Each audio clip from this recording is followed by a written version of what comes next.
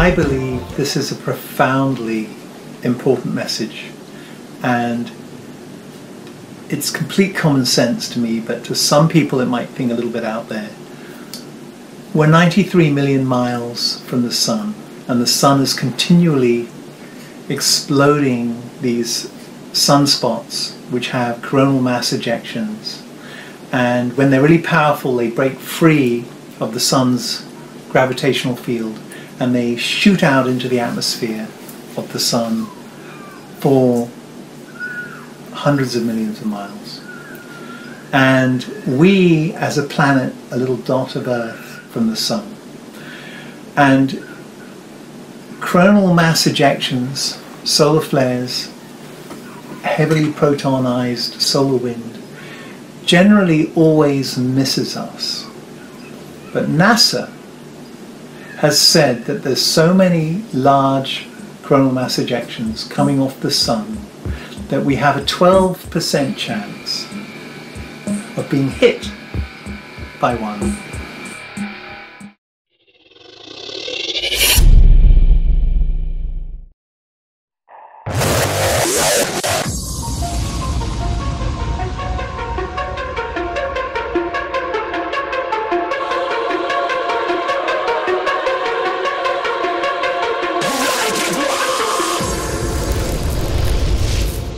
I like it raw. Raw. Ooh, baby, I like it raw. Ooh, baby, I like it raw. Are you serious? Are you serious? Now grab some coffee and calm down. But we got some serious problems on the sun. Well, you know, this past weekend, something happened which really disturbed me, and that is the sun is having this temper tantrum, and it's getting worse and worse. Oh, you know, we had 5 solar flares erupt last week, 2 just in the past weekend. NASA satellites were just overwhelmed by the size of the flare that came out of the sun. Two flares came out of the sun on Friday and Saturday, and we're headed toward the 11-year sunspot cycle maximum now. And the fear is that one of these solar flares could hit the Earth. Things are shaking and quaking up there, and let me tell you something.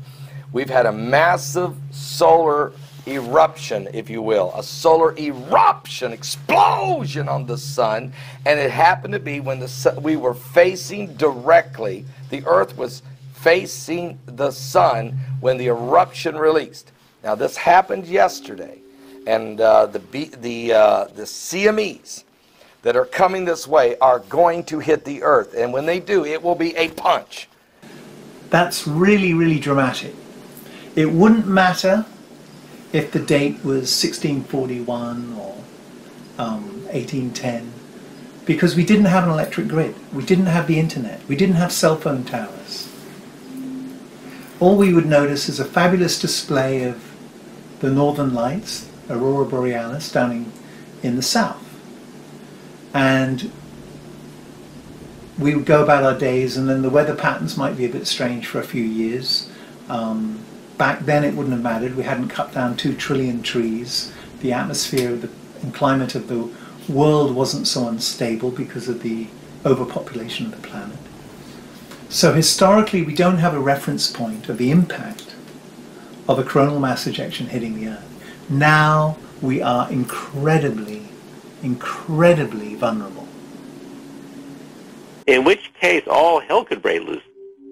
It's just a matter of time, isn't it? It's a matter of time. You know, we've had a big one about 150 years ago in 1859. We had a huge solar flare that hit the Earth. Back then, we only had telegraph wires, but even they were shorted out. And you could read the newspaper in Cuba at night by the light of the northern lights, the Aurora Borealis, as far south as Cuba. And from that, we physicists can recalculate how big that solar flare of 1859 must have been. If we were hit with another one like that, it would fry our satellites, communications would go down instantly, power plants would be shorted out, and in a worst case, remember this is a worst case scenario now. That's right. We physicists believe that it could be 20 times worse than Hurricane Katrina. Oh my God. So imagine 20 Hurricane Katrina is ravaging the Earth simultaneously. And you can begin to estimate the kind of damage you can get if there's a direct hit from one of these solar flares. And, we're headed toward the maximum. More and more flares are going off the sun. We had another big one last month, by the way.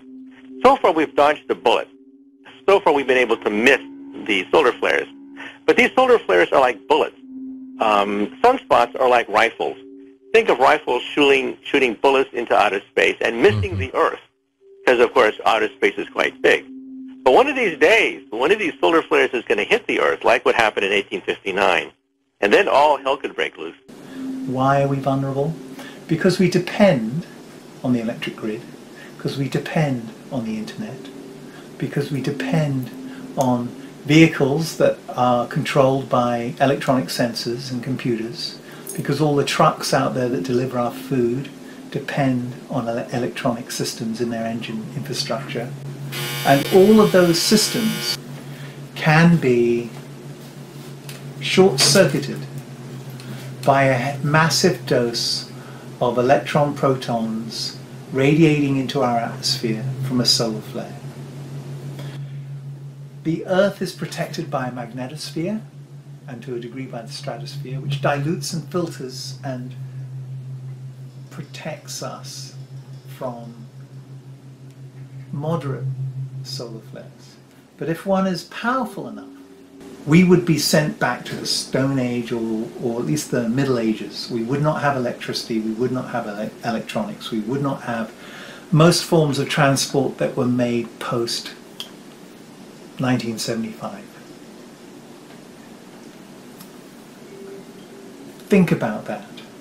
The trucks aren't delivering food to the supermarket. The phone system isn't working. The electric grid is down.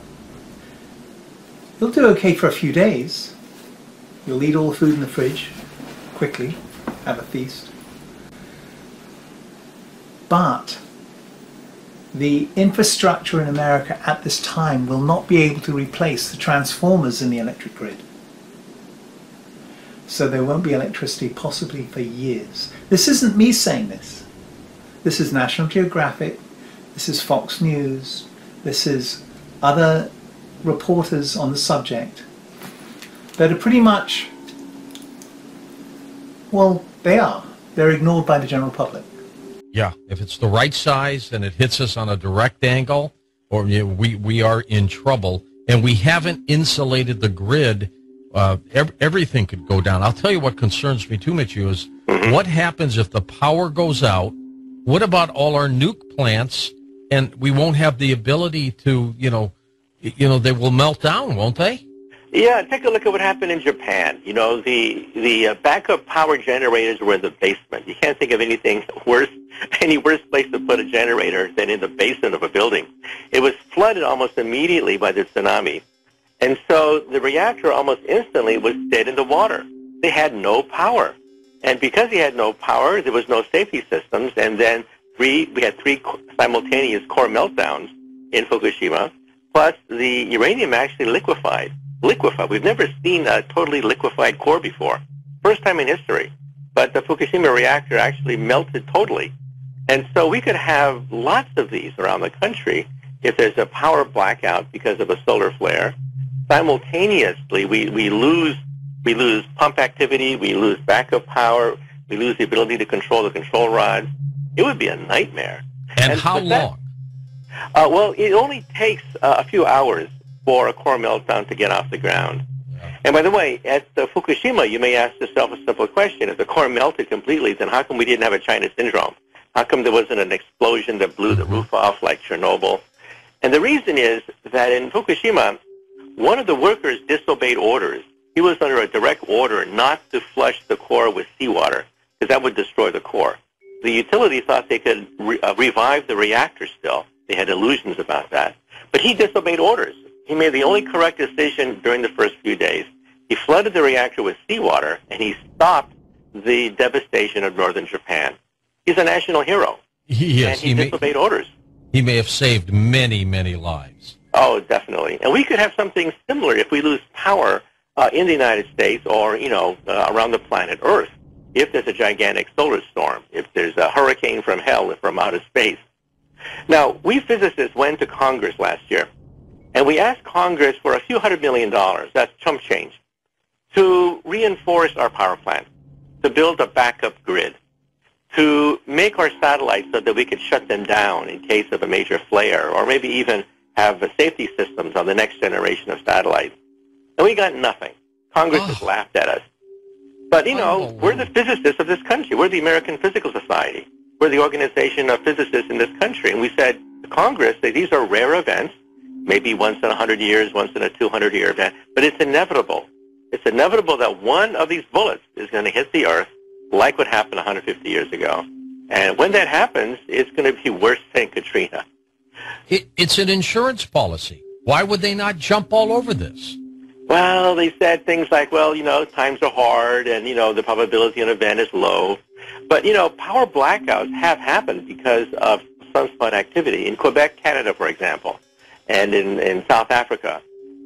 Certain cities were hit with solar flares, but they were not a direct hit. They were like a grazing blow to the Earth, and we've had power blackouts. Now, see, here's the problem. We're very young in the space age. We've only had experiences with the sunspot cycles for only a few cycles because, you know, Sputnik only went up in 1957. We haven't had experience, but these solar flares have been going on for billions of years. But we never had electricity for billions of years. We've only had electricity for 100 years. And so we have no experience with one of these things. And so it's just like hurricanes. You know, people think that, yeah, hurricanes are bad, but they're very rare, so why bother to prepare for them? Then one day it hits you, and then you lose $50 billion like in Hurricane Sandy. Yeah, I think it's foolish that they're not doing this, Mathieu. They should have jumped all over your proposals, and that it should have been implemented right now. We should be building infrastructure right now, insulating the grid, protecting our power plants. It's going to bite us one day. I can feel it. That's right. And, you know, you can imagine the chaos. If all of a sudden we have power blackouts simultaneously across the country, no rescue crews are going to come in from neighboring cities because they, too, will be knocked out. So you're not going to see ambulances and fire trucks from neighboring cities to take care of us in case of a power blackout. And then food is going to rot in refrigerators, you know, as what happened with Hurricane Sandy. It only takes a few days for food to rot. And new food is not going to come in from the outside because there is no outside. And so food riots are going to start in a few days because people realize that there's no food to eat because all the food is rotten because there's no electricity. And so you can imagine the kind of chaos you're going to have. Now, here in the Northeast, we had Hurricane Sandy. But, you know, we got relief from the outside. You know, the rest of the country was not paralyzed. That's right. The airports were up and running in a few days. And so shipments of food, trucks can come in. But can you imagine what happens if there's no outside? That if they, too, are hit simultaneously with one of these solar flares? And, you know, like I said, we're headed for a solar maximum now. In just a few months, we'll hit the peak of this solar cycle. And so the temper tantrums that we had last week will be multiplied in the coming weeks. And there'll be more and more newspaper reports, especially from NASA, monitoring the sun. Because we never used to do this before, by the way. We never used to monitor these things. Now we monitor them, because now we begin to realize, oh, my God, this could really be a big one. Now it scares. I wonder what the Mayans really knew, Mithieu, when they talk about the Mayan calendar end date. I wonder if it was truly going to be some kind of solar event. Well, I don't know. All I know is that the laws of physics tell us that this happens every 11 years. The reason for that, by the way, is that the North Pole and the South Pole of the sun flip every 11 years. Because the sun spins, it sort of like winds up its magnetic field lines, like winding the windings of a clock. If you wind the windings of a clock too much, it springs open, it pops out at you, right? That's what happens every 11 years. When the sun spins, it winds up its magnetic field lines, like winding up the windings of a clock. And after 11 years, it can't take it anymore and goes boing, boing, boing, boing, off it goes. and goes north-south flips. And so we have a pole shift of the sun every 11 years. If it's as powerful as they think it is, by late September, early October, you may see some unbelievable, spectacular auroras. Look at this thing. Are you serious? Are you looking at this? And so this is unbelievable. And it's part of the reason for this is it means the second wave of energy is breaking down our magnetic field. And there's another reason that's happening, because as you know, on Sunday it was announced by spaceweather.com and others that the Earth had just gone and was in the process of going through a geomagnetic storm. All right? A heliospheric sheet, and that we were going through it, and that was affecting our magnetic field as well. When someone says to me that on July 24th, 2012, we missed a coronal mass ejection by 2 days because the Earth's orbit was just 2 days ahead of the curve of being hit by that radiation field, and that radiation field would have put us back to the Middle Ages, that gets my attention, because that means not tens of millions of people, but hundreds of millions of people around the world will die of starvation. When a solar flare hits the Earth, breaks through the magnetosphere, stratosphere, it can wipe out satellites, it can deplete the ozone layer, it can destroy all electronics and electric grids that aren't protected, and 98% of them are not. And we can sit there and blame the government. Well, we are a dynamic group of individuals that govern our own lives, and we should take personal responsibility. So, what does that mean? First of all, recognize that it's not if it will happen, it's when it will happen. Secondly, focus on what NASA has scientifically verified as the probability of when it's going to occur, which is 12% every 10 years. If it does happen, be in a position of strength, be fully prepared to have a food supply for at least 2 or 3 years for yourself and your loved ones. Be a good neighbor and have a plan. And do not ignore the likelihood that this will happen in your life.